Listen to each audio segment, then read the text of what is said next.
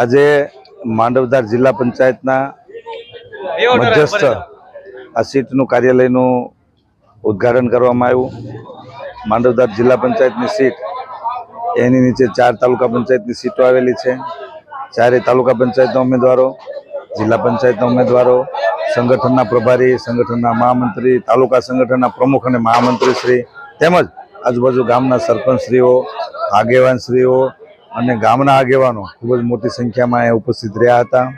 Bharatiya Janata party આગામી દિવસોમાં જ્યારે 26 તારીખે સ્થાનિક સ્વરાજની ચૂંટણી છે, આ ચૂંટણીમાં આ સીટમાં જલવંત વિજય થાય, જિલ્લા પંચાયતના સભ્યો અને ચારેય તાલુકા પંચાયતના સભ્યો ખૂબ જ બહુમતીથી ચૂંટાય એવી સૌ બધાએ કાર્યકર્તાઓ સાથે સંકલ્પ લઈ અને આજે આ કાર્યાલયનું ઉદ્ઘાટન કરવામાં આવ્યું છે।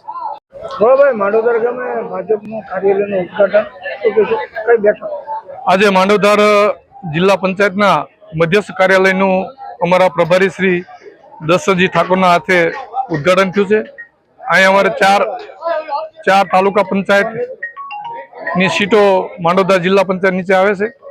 આ કાર્યાલયના ઉદ્ઘાટનમાં તમામ ભારતીય જનતા પાર્ટીના મુખ્ય આગેવાનોની ઉપસ્થિતિમાં ભારતીય જનતા પાર્ટીની આ જિલ્લા પંચાયત અને ચારે ચાર તાલુકા પંચાયત જીતવા માટેનો કાર્યકર્તાએ સંકલ્પ લીધેલ છે।